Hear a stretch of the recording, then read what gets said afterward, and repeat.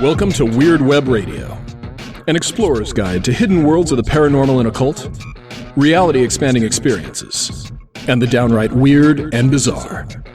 With your host, Lonnie Scott. Hey gang, welcome to another episode of Weird Web Radio. I'm your host, Lonnie Scott. In this episode, I'm talking to Laura Tempest Zakroff. Laura is an amazing and awesome human being, and I wish I had known a lot more about her work a lot sooner than I found her.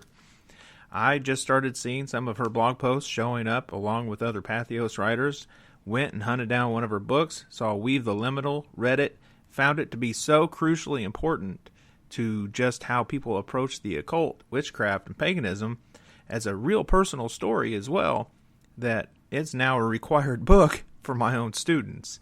That's how influential and important I found Laura to be immediately. Now, I started looking into her sigil witchery and other things. We had a great conversation about witchcraft, magic, creating and holding events, and just really got into some of her own personal thoughts on a lot of things that surround the pagan community and witchcraft itself.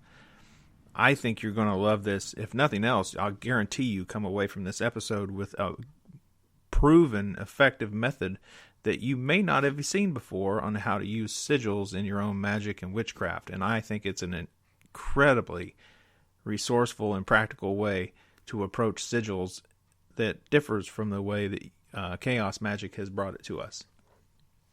I don't want to spend a bunch of time between you and getting to know Laura. I do want to remind you to all to go out to iTunes and Stitcher and Spotify, even on your apps that you listen to podcasts. Please subscribe, rate, and review the show. The more 5-star reviews it gets on iTunes and other formats, the better it shows up in search results when people go looking for something to listen to. Please share your favorite episodes, including this one, on your social media platforms. Let your friends and family and everyone know that Weird Web Radio is a great show to listen to. I hope you found this all resourceful. If you really enjoy the show and you want to be a big help, please subscribe to the show as an official member by going to patreon.com/weirdwebradio, or if you're listening here on weirdwebradio.com, click join the membership. For only $5 a month, you'll gain access to an extended interview with each and every guest that will absolutely blow your mind in some of the morbid twists that we take, and even examine what they think about the afterlife, folklore, and a lot of other things. Thank you for being here. Kick back and relax. Enjoy the show and stay weird, my friends. Laura, welcome to Weird Web Radio. It's an absolute honor to have you here. Thank you so much for having me. It's great to be here. I'm glad we could work this out. Now, I'm a big fan of your work. I've been following it for a little while. I've read through a couple of your books. I've got to say that I think you're hitting many of the points that I like to see in the world of witchcraft. But I've found this growing concern in the world of witchcraft, where, let's say I meet somebody in a coffee shop or on the street somewhere at a festival, and they say, I'm a witch. And there's this growing sort of idea that we don't know what that is anymore. We don't necessarily know how to respond to that, even within the own pagan and witchcraft communities. Mm-hmm. So for you yourself, how do you define witch? The ultimate question, right? Right. I say that the most basic line is, for me, to be a witch is to be a weaver, to connect with the threads of the world around us, to be aware of the patterns that connect, you and me and the people that we interact with on a daily basis that we don't even know, the places that we reside in and that we visit, and the realms of spirits and the other world. Like all of these different elements, we have our hands wrapped around them and working those fibers. And so I think it's a pretty large general definition, but at the same time, being aware of all of those things is not something that most people are conscious or thinking about on a day-to-day basis. Yeah, I can agree with that they're a lot of people probably aren't conscious or aware of those things on a day-to-day basis. How would you recommend that people start to bring those things into their awareness? Or even more so, how can we as practitioners help others bring those things into their awareness? When you wake up in the morning, it's like, do you just go and just just going to grunt through until the light turns on the bathroom and jump in the shower and such?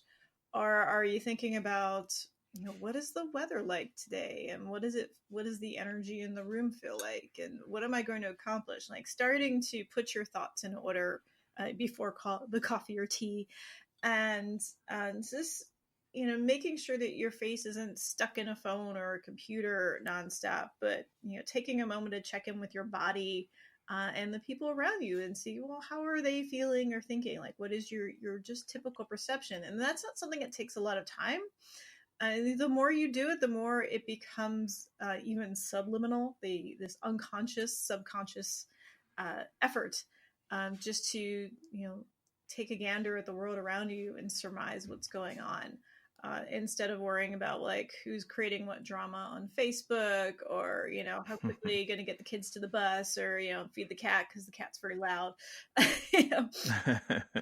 It's just taking in a couple more details, which our brains are capable of. Like, we see so much more of the world, but the brain cuts a lot of that out because like, oh, you only think this is important, so I'm just gonna cut that out for you. But if you say, hey, wait a minute, I really want this as part of my programming, suddenly you just find that you are more conscious of the world, the patterns that are forming around you, and cause and effect. And so it's those little mundane things. People think it's like, oh, magic is this outside of things. Like, no, it's integral to our everyday life. It's every single moment. It's part of our thoughts. So starting there, just being conscious and paying attention. That's counting crows outside the window, or, just smelling the air before you get in the car. It's a little bit. It goes a long way. I like the counting crows just outside the window. That's nice. That's easy to do here in Illinois. I don't know about where you're at. Actually, sadly, when I lived in Seattle, we had a huge murder of crows, giant family of them that lived in the neighborhood. And here in Rhode Island, it's more robins and sparrows and hawks and squirrels. So I hope maybe as the fall turns in, we might see a few more crows, but they're not quite as prevalent out here. So kind of sad. Yeah. Well, they'll, as crows do, they'll do whatever they want. So if they want to be seen out there, I'm sure you'll see them soon. Exactly. Now, in Weave the Liminal, you make a comment in there that says, I seriously doubt that many witches have a short and sweet origin story. Mm-hmm. And it tends to be more of a collective rainstorm of clues drenching you versus coming across a single magical wellspring. And I think you're really right about that. But when you look back across your practices, you start to begin into witchcraft. Here comes that sort of usual question, right? Mm-hmm. With a slight twist. There are a lot of experiences that start to convince you this isn't just something in a book, that this is something real in the world. Something that I can actually do and get results. So what are some of your first clues, I guess, that are telling you that this is something more than just what I've read in a book? I can do this. Wow, I think it goes back. The earliest hints go back to childhood, which is when we're more conscious of the world. We're not filled with all of these barriers and borders and coloring within the lines. And communicating with the trees and the animals in the backyard, that the first little bit of that, and with the ocean, that was a big thing when I was much younger. So I had a conversation with the ocean on a daily basis, when we were at the Jersey Shore for the summer, and you start to see the patterns of, how the waves are breaking and how things are changing. And there's a feeling to it. So those were like the earliest parts of just kind of tapping into the pattern. It doesn't seem very magical. Again, it's not all the it's not all the big stuff and the wands and the tools and such. But it's a way of building up the connection to the world especially your intimate world around you. Your own personal, what's going on in your backyard is more important than what's happening at Stonehenge. On the solstice. And then, as I got older and more familiar with formal spellcraft and such, my late teens and early 20s, to do a thing, to do a ritual, and then see immediate results, to the point where we just started thinking about doing a spell or doing a ritual, and it was already manifesting before you had time to sit down and light that candle. So it's a kind of wide range from the natural world to the, to see that you're interacting with it goes beyond into the next point of, if I have an effect on it, which is what spellcraft, magic, metaphysics is all about, is not just, putting it out to the universe, please help, do this for me. You are part of it. And so I think that's that journey, from understanding that there's connection to being part of the connection, if that makes sense. No, that makes really good sense. We both sort of laughed, but when you said, what's going on in your backyard is more important than what's going on at Stonehenge. Unless Stonehenge is in your backyard, you're absolutely correct. All of that witchcraft and sorcery is much more local than I think people initially realize, or maybe even want it to be. So, I mean, how do you get someone to fall more in love with the patterns that are right around them instead of romanticizing the things that are so far away? That is a great question.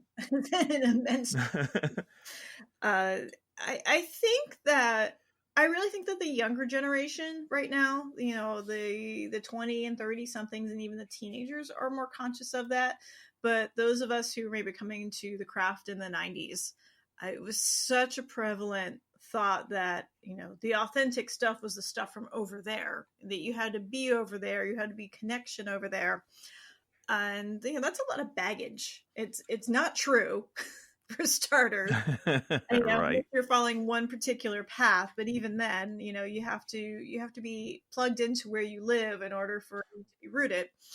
But I think that, in this immediate digital world, everything's in the palm of your hand, that I'm seeing the younger folks, just be like, all right, here I am. Well, I'm just going to do this emoji spell right now, or I'm just going to do this thing right here. And they're not looking for, I have to go to a special place. I need the right robe, or I have to do that. So there's definitely something where that baggage is breaking down, or at least it's not being passed on. So maybe it's look to the younger generation if you still have that baggage. Why do you think it's outside of you instead of right there in front of you? Yeah, I will say I never heard anyone say look to the younger generation for the advice on anything. Not in a long time anyway. Well done. It goes both ways. It goes both ways. Yes, it's one of those old Western tavern doors. That's my metaphor for witchcraft. Yeah, that's a good one. Yeah, don't make it one of those kitchen doors that swings back and forth without, walk into it, you'll smack into someone on the other side.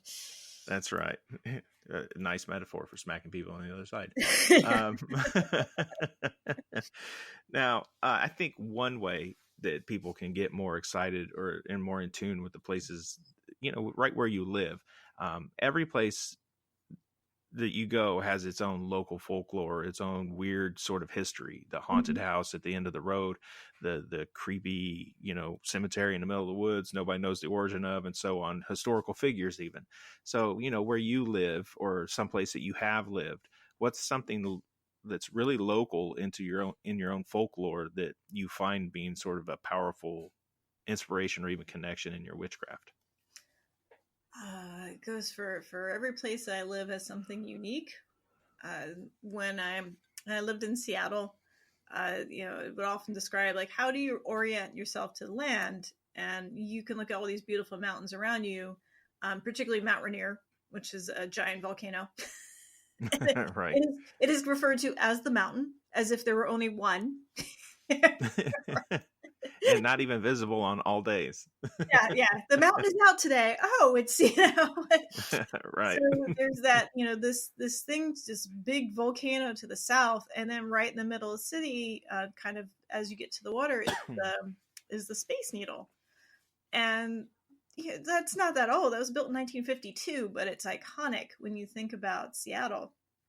And so, that was a very important symbol for me there when I lived at the Jersey Shore, like say the Cape May Lighthouse.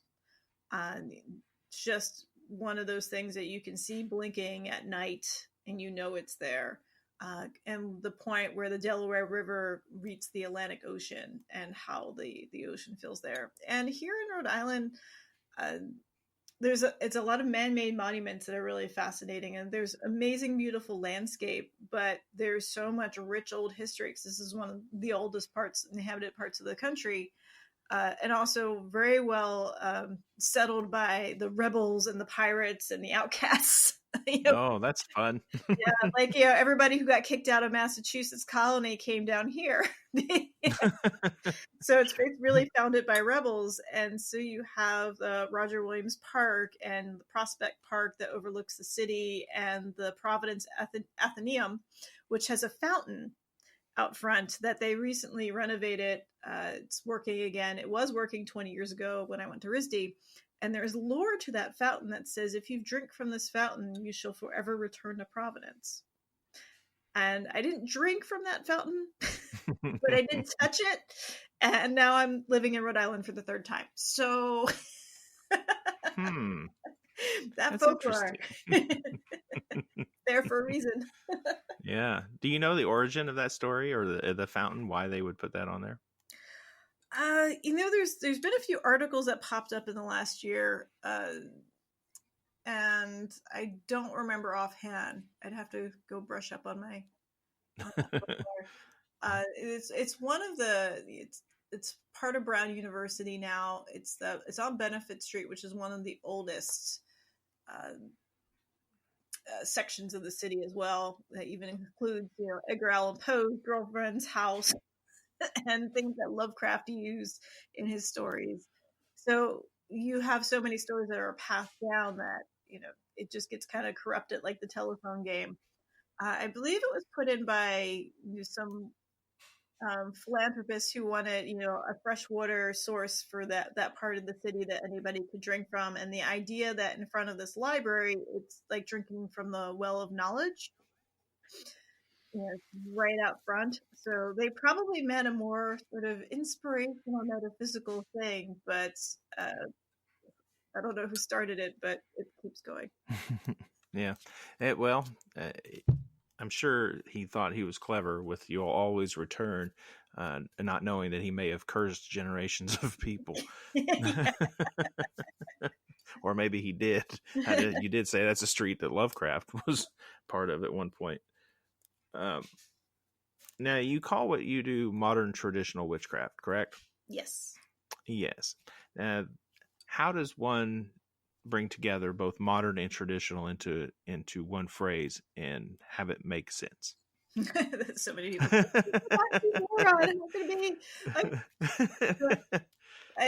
We have the human species has been around a long time, so that's old, right? It's tradition. But we're living in the modern age, and we're constantly evolving. So I think for a practice that is practical and authentic and effective, there has to be a bridge between tradition, and not just old tradition, but the concept that traditions are always being created, and modern applicability of, very practical, the sense of, are you going to use a flint and stone, or do you have a butane lighter, or even a match? If you go back a couple hundred years and you popped up with that lighter and they were like, here's your choice. They were like, give me that magical fire stick. Screw this rock and stone. Right. There's a reason we got there. Yeah, it's good to know the skill, right? It's good to be able to know how to start fire with whatever you can find around you if you're stuck in the middle of the woods and you don't have matches or a lighter. But at the same time, you don't have to make that the thing you do every day in order to light a candle. So finding that balance between what is, let's say, the MacGyver approach, use what's around you that's practical and effective, but also understand the why and the how. And so that's what I see as modern traditional witchcraft is that middle place between those. It's a liminal place. Dun, dun, dun. Dun, dun, dun. That's the title of one of your books, Weave the Liminal. Sold at your fine booksellers everywhere, folks.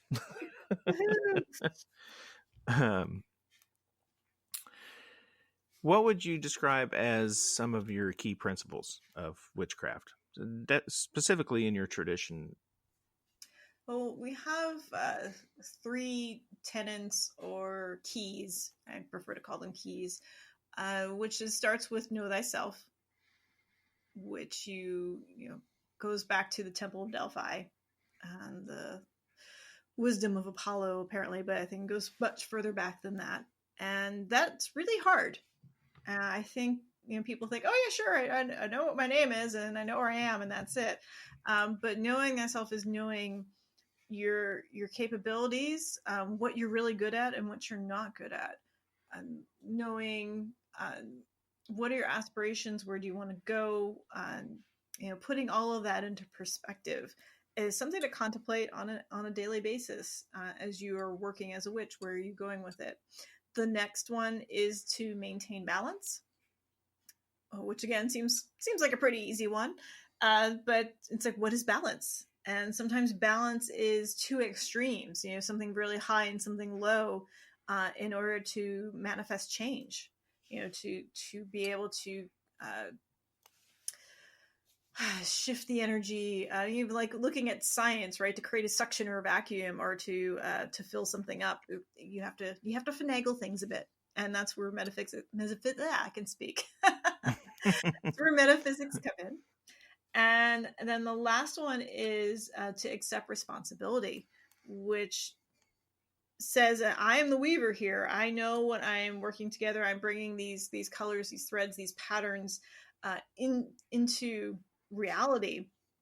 And that also means, because we're human, right, we are spiritual beings having a human experience, that we can only see so far for any of our actions. We can say, all right, well, if I do this, here are the positive outcomes, here are the possible negative outcomes. All right, I know that, but I also know there's going to be things beyond what I can see, because we are not omnipotent, right, and all-knowing. All right. But you still kind of have to accept responsibility, which means that if something falls out, you're still responsible for it, and you're probably going to have to take care of that. And so those are the kind of mighty big ones that I think are the basis. Yeah. And they're all very good advice. And I'm curious, though, in your own day-to-day life, your own practice, especially in witchcraft, can you think of a place where one of those principles probably comes to bear and helps you through a difficult situation? Well, let's go back to last week. way back in old times. We called it Tuesday. It was Tuesday. It was a difficult day. It's when the world began. So last Friday was the Witches Night Out Market, which is an event that I've been producing in Seattle for over a year, but brought it to New England for the first time this past Friday.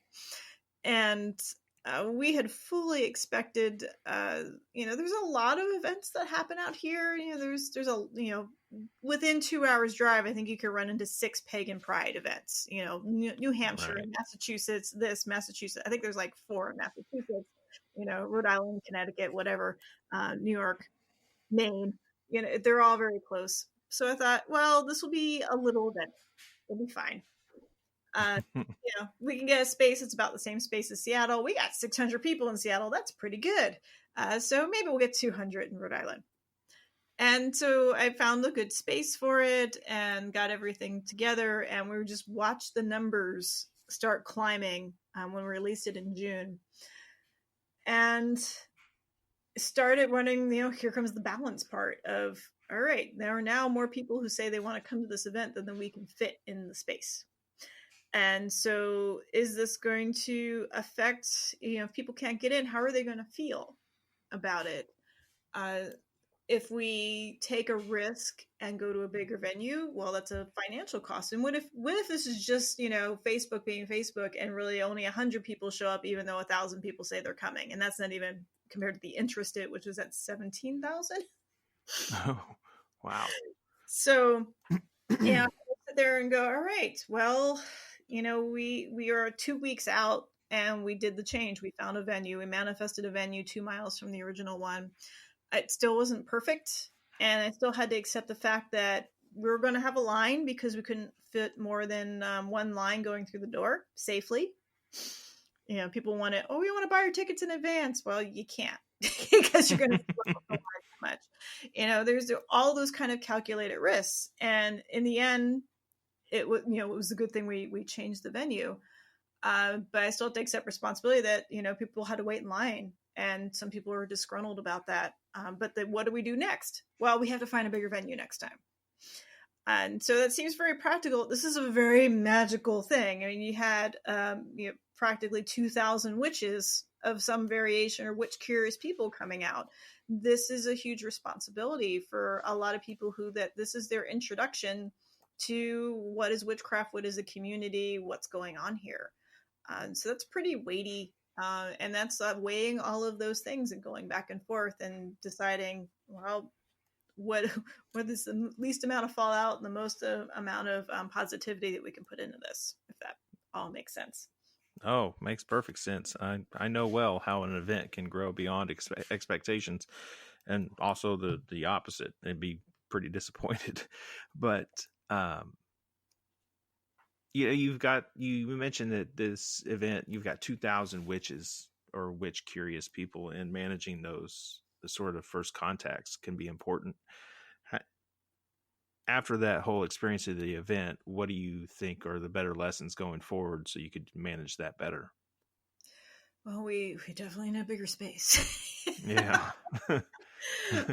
Which is great. Like we're going, there's not that many big, it was 10,000 square feet, by the way. So people are like, what are you talking about here? Like a stadium.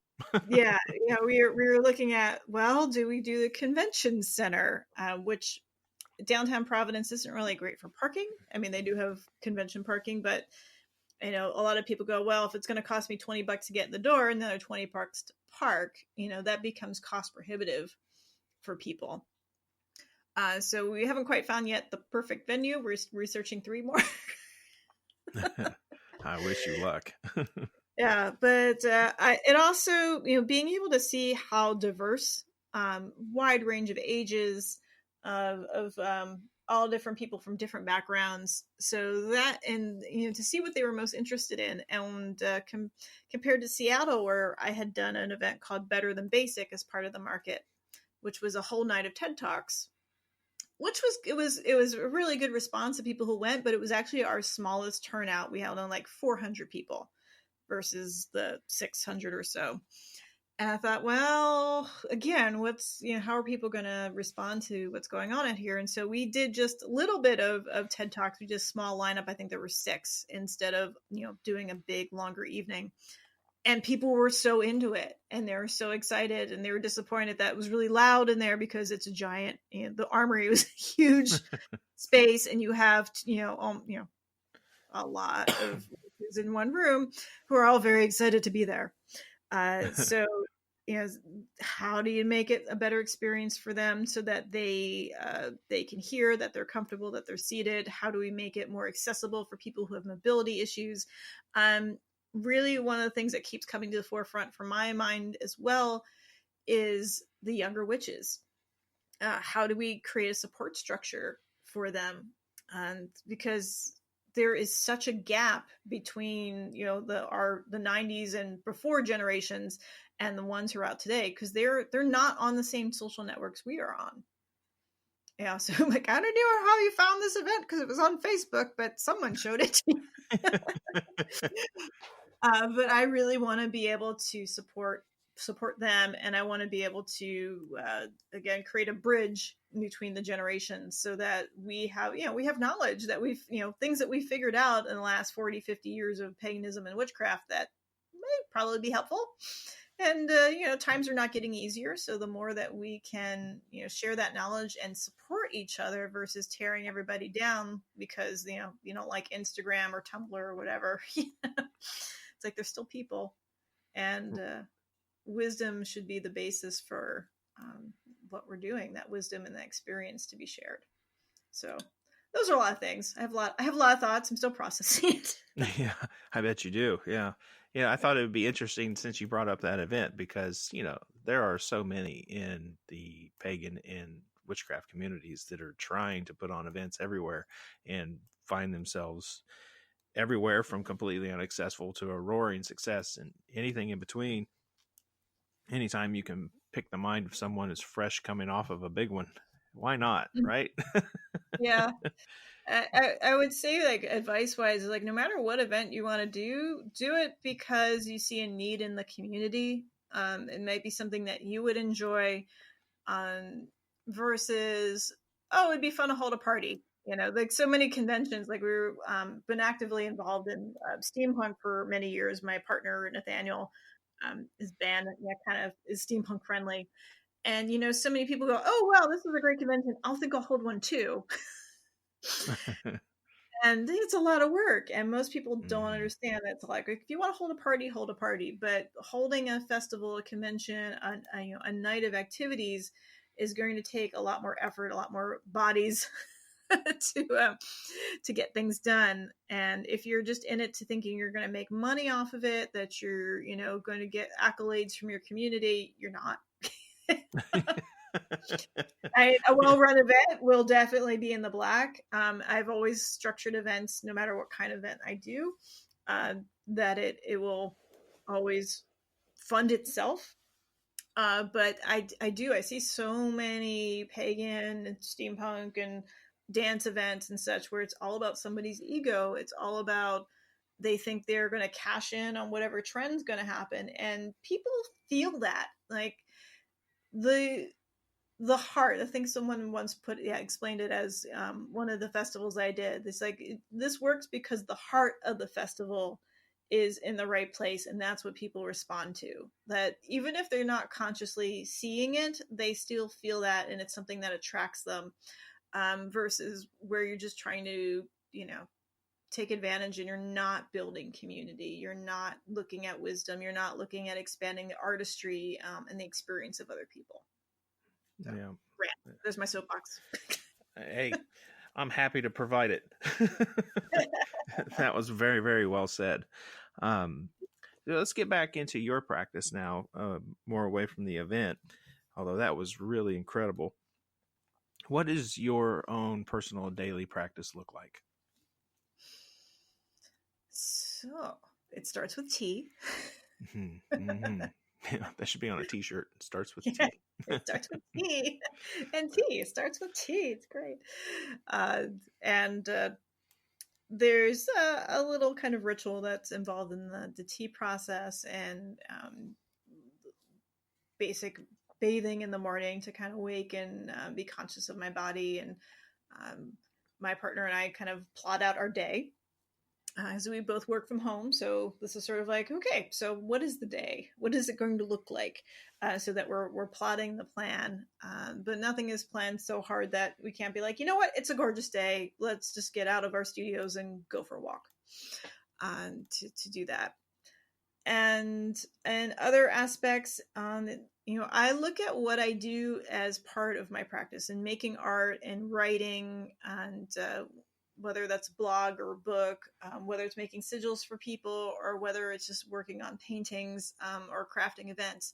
That is all an active part of my witchcraft, because my art is metaphysics. That writing is communication and reaching out to people. And so there's that. And then we also have outside of the modern traditional practice that we do, we're also part of a local coven. We have our own kind of family tradition that we work with. And so sometimes there's that as well. So it's like, well, we have this kind of full immersion from day to day. And then there's the working with and kind of shifting gears to another ritual structure and folklore and such, which is really fun. I think it's good for your brain to be challenged, to rather than be like, this is what every day should look like, and there's no deviation from that. No, I agree. That's really cool. I like that you have this, this cool little vibe going at home. With you and your partner, especially where part of your daily life is really part of your practice. That's a nice window of how people really could live this outside of the circle, I guess. Because I think a lot of people have the idea that witchcraft only happens when you're in a circle or at a ritual of some sort. And I'm not so sure that a lot of people blend it into their daily life and live it every day. Right. I definitely see that. And then that comes into, people like, oh, well, this doesn't work or that doesn't work. Like, well, are you plugged in? Have you tried turning it off and turning it on? It works for my computer. It can work for you too. I really feel like if you are actively practicing witchcraft, it's going to infiltrate your entire life anyway. So you just can't hobby it. You can't just pick it up on, the occasional third Tuesday and decide that you're a witch on that one third Tuesday. You're a witch every day, so make use of it. Yeah, I agree. Now let's talk about sigils. You brought those up, and you have written a pretty good book on the subject. But your approach to sigils is a little different than what came out of the classical chaos magic approach. Please explain.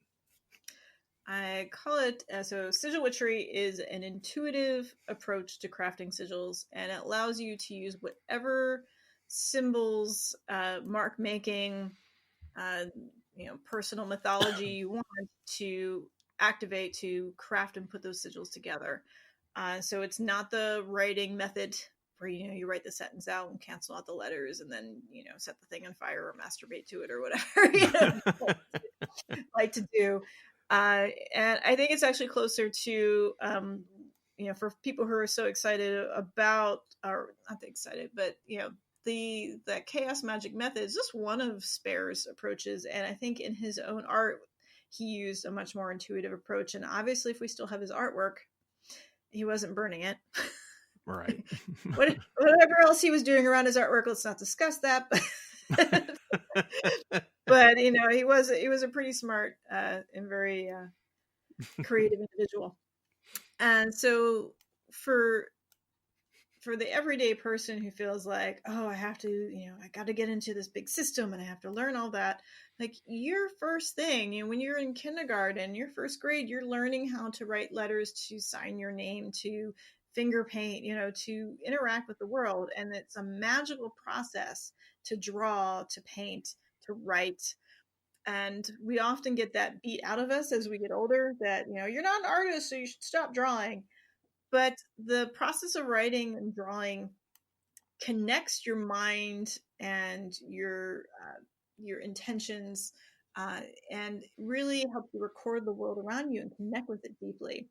So that's what the method, really focuses on, is tapping into that, and also really thinking critically about what magic that you want to do. So I like to say it's a 4-step system, and only 3 of them are necessary. Which makes all the people who are slackers very excited. Right. And the first one is step 1 for all magical processes, which is, what is it that you want to do? What's your problem? What's your damage? What do you want to accomplish? And a lot of people only do step 1 and then decide, well, in order to do that, I got to go light a green candle. I need a new job, light the candle. Well, if you do step 2, which is brainstorm, then you can really think about, what does that new job look like? How much money do you want to make? Are you in a situation where you're not getting respected, or you're not getting advancement? Well, those are things you want to go on your list.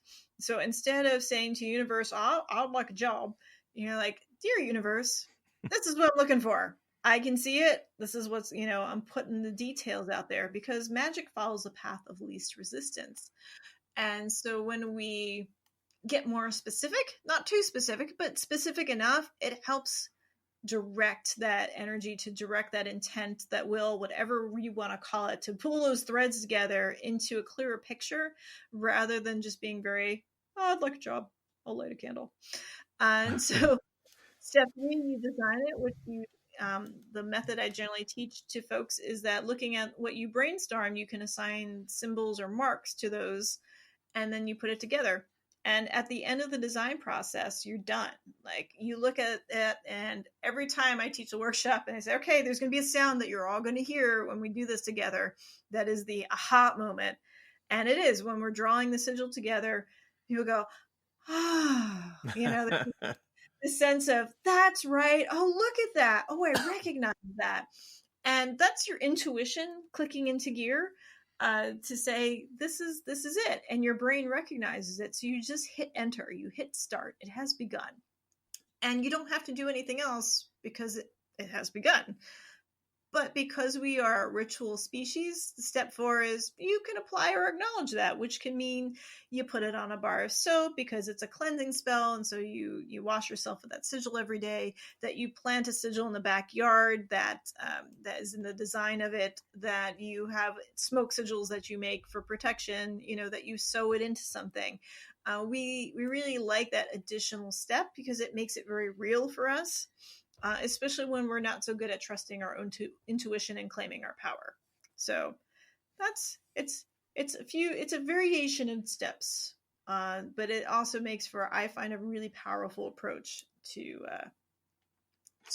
manifesting what you're looking for very quickly. I like the addition of I really like your process. I think it's wonderful, and I highly applaud you breaking it down in such a fashion. But my favorite part of that is how once you've gone through all the building blocks and the brainstorming and putting it together, you've got this extra practical step that puts it into the world somehow in a way that is in proper flow with the intent behind it. Mm-hmm. Yeah, and very cool. And it's such a simple thing too. It's like, if you're sending off paperwork, why not put a little sigil, to make sure that paperwork doesn't go amiss, or gets seen when it needs to be seen, or that something works in your favor, and that's just drawing it on the lip of the envelope before you lick it. And close it. No one's ever going to see that again. So, it really comes in handy, and it doesn't have to be a big to-do. Yeah. Now, you've been practicing witchcraft for several years now. You've made more than one mention back to the 90s, the decade from which I arise as well, at least in my practice. That's where I grew up into it. And, I'm curious at this point, after all the years of practicing, what is it that you hope to achieve still as a witch?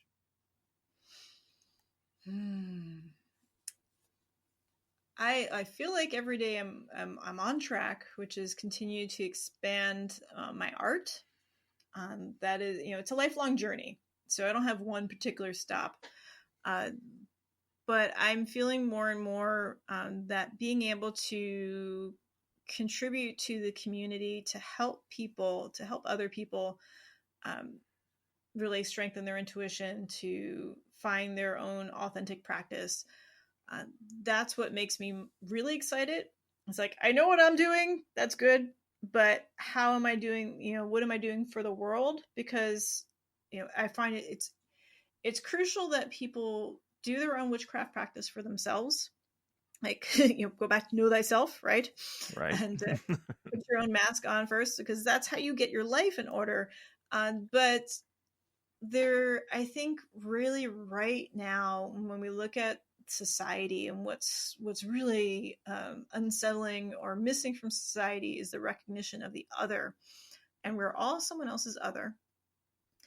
So if we can continue to have compassion, if we can see that we can have an effect on the world through, whether you want to call it social justice, whether you want to be just being nice to each other and using kindness, and also to share that wisdom. So that's kind of my goal, is to continue to strengthen that, to bring more of that knowledge and accessibility to other people, as I continue to trot along and make my art and write stuff. Yes, please do. Thanks. So for people who are out there, they're going to be interested in witchcraft and things, and as you said earlier, like witch curious. And what are some of the bigger myths involved in witchcraft and paganism that you sort of would like to see torn down? Pick one or two. Because I know we all have them. Oh gosh, yeah. I think this would be the panel that went on for days. I think we've got enough folks in the room. Let's see. Well, here's one I've been thinking about lately, and it's designing a workshop on right now. Is people go, oh well, I'm not Wiccan, so I don't follow the Wiccan Rede. I'm like, I'm not Wiccan either, but the Wiccan Rede, if you know about it, not just the 8 lines, but the full. The 26 lines that you can find from Gwen Thompson's tradition, to look at that folklore and go, oh, wait, this isn't something that can be distilled down into good, bad, easy, yes, no. It's a set of guidelines. And with that, in those initial set of guidelines, there is no law of return mentioned. And I feel like what has really hampered the community, particularly since around, I don't have my notes in front of me, but I think around the mid 80s is when you got that first mention of, the words law and return and threefold came together in the most unfortunate manner. In the most unfortunate manner. Yeah. Because people, especially for so many witches and pagans and etc., are coming from an Abrahamic background. And so you have this, the 10 Commandments, or you have, this is what's acceptable and this is not. This is what the Bible says good and this is what's not. And we don't have that. We don't have the Bible. We don't have, these set doctrines that everybody uses, even though people like to quote the Rede. Most people don't understand what that means to be engaged in your practice. And instead of looking at everything like, yeah, you can't do that, harm none. Like, well, what is harm? My favorite example for both, harm and the threefold concept is if you are fighting, you're helping somebody who's fighting a bacterial infection, you decide that their life is more important than the bacteria. So if that, that's a judgment call. And you're like, but bacteria, it's fine to harm bacteria, is it? Is it really? We know we make that judgment call. There's so many different things. Like there's so much nuance into the world, and instead of looking at this kind of the unfortunate insertion of karma, karma is part of a whole entire other system. But in the 80s, especially, it started getting inserted into books on Wicca without any of the other structures. Instead of looking at retribution and redemption and such, but looking at the fact that you should accept responsibility, but it's not that things are going to come back to you. It's not this sort of, structure like that, but rather of, are you being aware of the possible consequences, both the good and the bad, and some things that you think are good are not good for other people. And so I like to look at it as a sense of being aware of past, present, and future, as well as mind, body, and spirit, because anything that you do will affect you mind, body, and spirit. And so that puts it into a much different context than, running and saying, ever mind the rule of 3, whatever you send out comes back to thee. Like, what does that mean?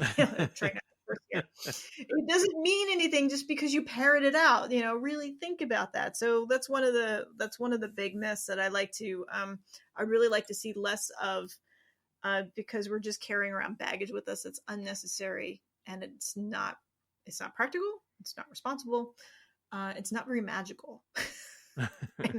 I can hear the angry letters already starting now. What do you mean? I'll forward all the angry emails to you then. Oh, great. Thanks, everybody. Come to the workshop, and then you can find all the information that I have, which I'm not going to quote here. So I think that's a big one that I think is affecting the community. And if I was going to list another one, it was that, that you have to have special lineage. Let's put it that way. Let's pick that one. I've heard this before. Yep. Yeah, the witch blood, or you have to be initiated by coven. You have to be in a coven. Working in a group is great. Convening with other witches is awesome. But you define being a witch, not what other people say. And just because someone has studied, online and got 3 degrees, does that mean they know how to witchcraft? Yeah, I was like, you could have all the, people can go to college. It doesn't mean they really learned so much more than somebody who's out in the world experiencing. That's good argument against grad school in some ways. Another set of angry letters right there. So, to realize that there isn't anything special. You can come from any background. You can be any gender. And, you don't have to pay somebody a whole lot of money to get initiated into some mystery school to find out the mysteries and the secrets of the world. So that's another one I'd like to put a stake in and set it on fire. To be quite specific.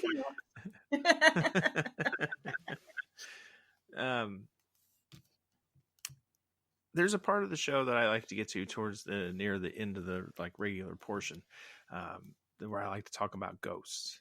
So, have you ever experienced a haunting? Yes. Oh, an emphatic, immediate yes. You're now my favorite guest. Tell me about it. I have never, I've never lived somewhere that didn't have ghost cats. Never.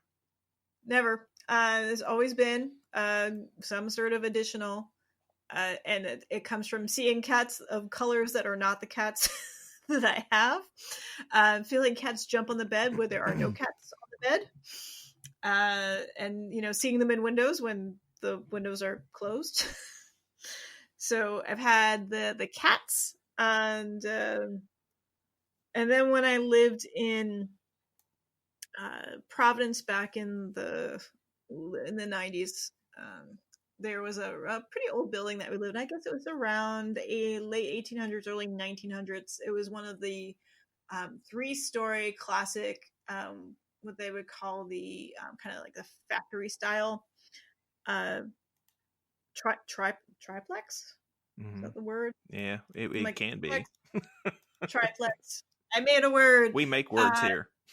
I can make words. I'm very good at making up words. So it's just one of the standard things. Like a house is, instead of one of the converted houses that are made into apartments, it was just set back in the day when there were so many mill and factory workers that you would have, these structures built specifically with 4 apartments in them. And in that particular thing, there was something that lived in the basement. Not lived. And I really hated to go down and do laundry because it didn't feel good down there. But it wasn't. It was like, well, it's a creepy basement. And, I used to joke that all you had to do was add water, and Cthulhu would probably rise up out of it because it felt that way.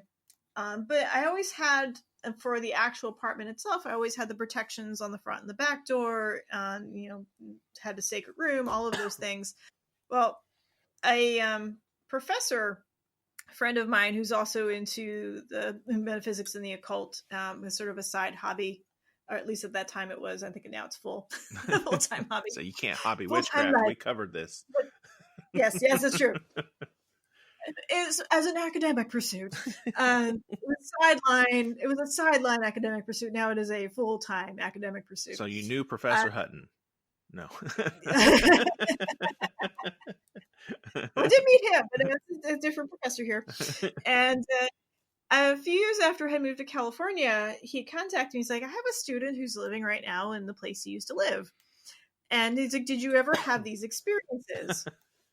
Well, because when I left, we take the protections and such with us.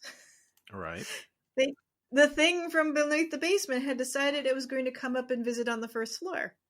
Oh. And on the second floor. Yeah. So I was like, oh, because he was describing it to me. I'm like, oh, that was the thing in the basement. It never came upstairs, though, and then I realized why.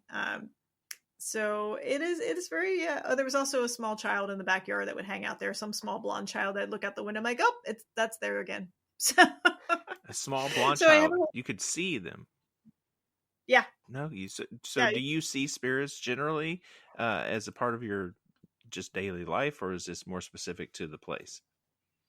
I tend to see it's the corner of the eye, which people have been practicing for long enough will say, oh, yes, there's something where your brain doesn't, your brain is going to keep your sanity by whatever you see directly in front of you, but it seems to think that your side, your rear view mirror area, beside you, your blind spot, The side eye, it yeah. His side eye. It doesn't need to filter that out, and so you're going to see a lot more out of the corner of your eye.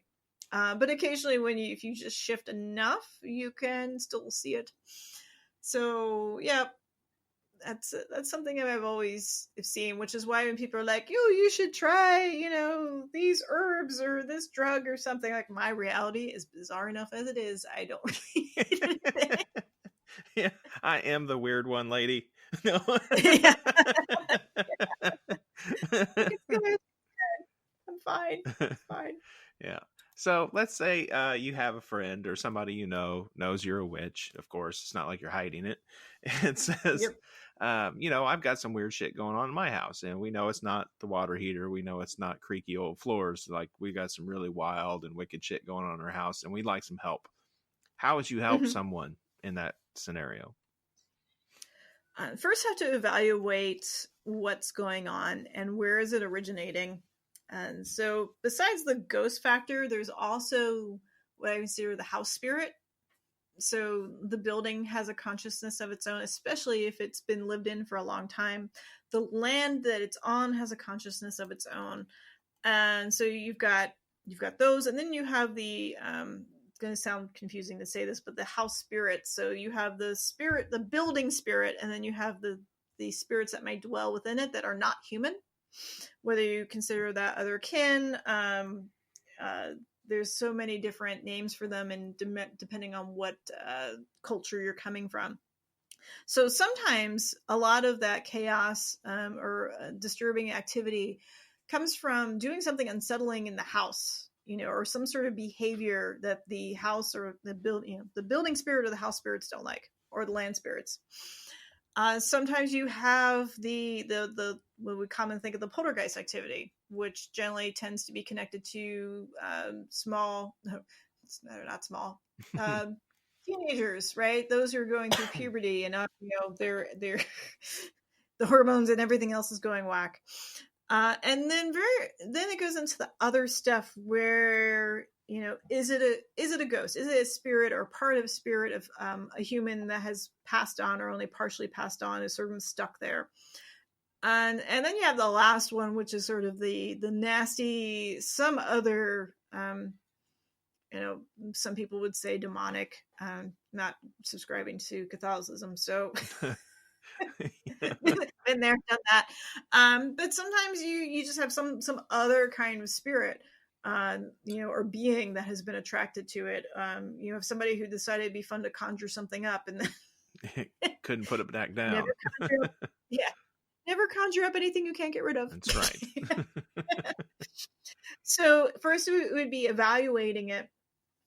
To see what the situation is, and from there, if it's just a matter of balancing a blessing, so many people believe they had to go in there and wipe everything out, and you really don't want to do that in most cases, because a lot of that energy is really helpful.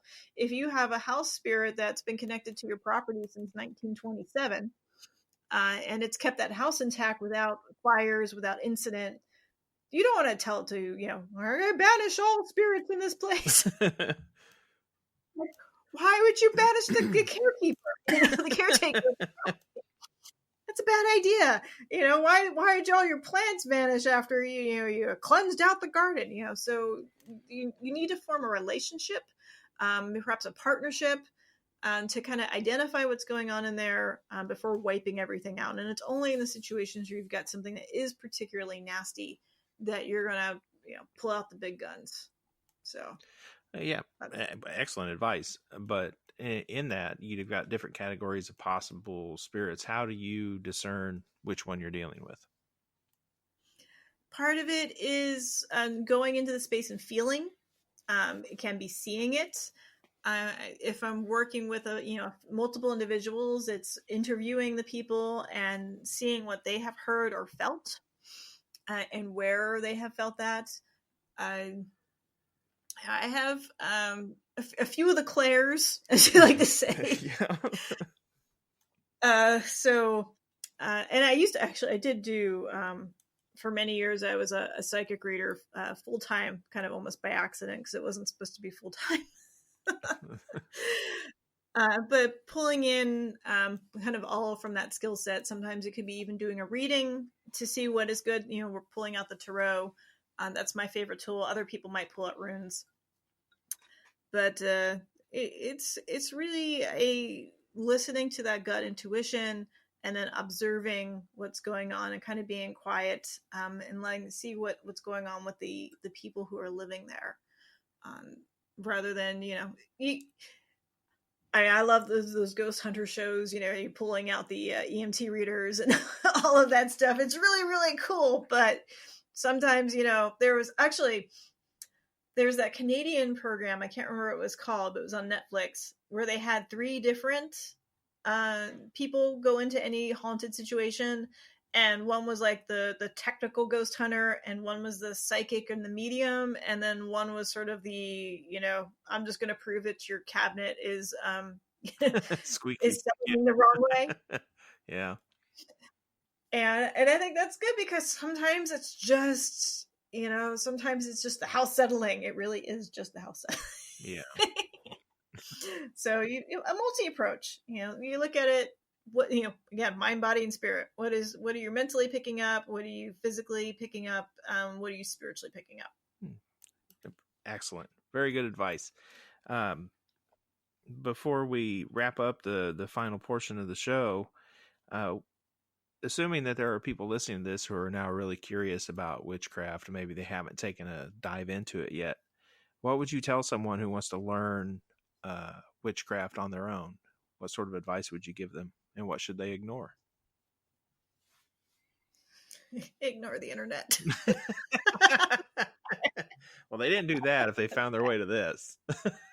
Yes, true. Sorry. Ignore the buzzing on the internet. The PR. Ignore. It's easy to say what to ignore. Read everything. Absolutely read everything you can get your hands on, but take it with a grain of salt. Just because it's in a book or online does not mean it's accurate, nor will, even if it is accurate, doesn't mean it's going to work for you. So I'm a big fan of information. I'm a Gemini, so it's like, I have to tell you all the things. So read all the things.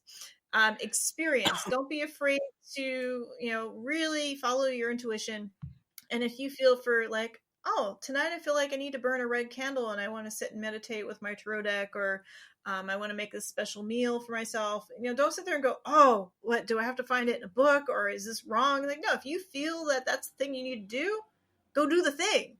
Yeah. 'Cause that's going to give you the experience, and you can, see what happens afterwards, and record that. You're making up your own practice as you go. But do be cautious when there's a lot of people on the internet saying you're doing it wrong. And unless they are telling you, oh, that's not the best way to go around it, perhaps try this. If they're just saying you're doing it wrong and you're a bad person, then you can just kind of flip them off, or close the virtual door there, because it's really stemming from their own insecurity and sense of control, or trying to control what other people are doing, and gatekeeping, all of that kind of nasty stuff rolled up into there. Not that all gatekeeping is bad, but some of most of it is prevalent on the internet is not savory or sweet. Or sweet. So I would say, that, and if you there's a book on that. There's a book on that. There's a book for that. Okay. All fair. Yep, there is a book on that. There's lots of books on that. Is there something that I should have asked, or something you'd like to talk about that I didn't cover, or do you have any parting thoughts that you'd like to share with everyone? Let's see. I am in the process of, I have an Oracle deck that will be out in spring. Oh, That's fun. Yeah, so been finished, just been doing the text layout, going back and forth with the art department. So that's a thing that will happen. And I am working on a book that's sort of the follow-up to Weave the Liminal, that's more, gets even deeper into the practice of witchcraft and experiencing it. So that's going to be my winter time this year, is to kind of just nestle up and get that book out. But otherwise, folks, I tour a lot. I do workshops all over, and so it's good to kind of check out my website and see what's going on in the schedule. And what people to the authentic practice is the one that works for you. So if you have a question about what you're doing, is this working? If it's not working, then it's not working for you, and that's fine. There's no shame in that. So part of what we do is we learn by experience and finding out what works and what doesn't work. So to me, that's also at the heart of witchcraft. Yeah, I agree. Absolutely. So where can people find you? What is that website? So the mother website, I have many. The mother website is Laura Tempest Zakroff. It's ZAKROFF.com. And you can also find me on Facebook as well as Instagram under Alchemy, which is OWLKEYME, because I'm a dork. I like owls. So, so you can find my art under alchemy.com and on alchemy.arts. So that's where you can find me in a lot of places. I keep popping up like a bad penny. Excellent. I'll make sure that's all in the show notes, so you're a lot easier to find. And if you spot a ghost cat anywhere, just follow it, and you may find Laura. All right. Thanks again, Laura, for being here and taking the time out of your day. It's been a great time talking to you, and I really hope that everyone listening has gotten a lot of value out of this conversation, inspiration to take action and start exploring their own versions of witchcraft. If you want I'm sorry, go ahead. Thanks for having me. I'll just shut up here in the corner now. Yeah. No, do not shut up. No one puts Tempest in the corner. No. It's true. All right, gang. Thanks again for being here. Thanks for tuning in. Remember to share your favorite episodes with your friends, your family, and even your familiars. If you want to hear the extended interview with Laura, you're going to have to go to patreon.com/weirdwebradio or go to weirdwebradio.com. Click join the membership. Stay weird out there, my friends. Okay, Laura, welcome to Bonus Audio. Are you ready? Woohoo! We made it. We made it. Very first question. What famous person's resting place would you most like to visit?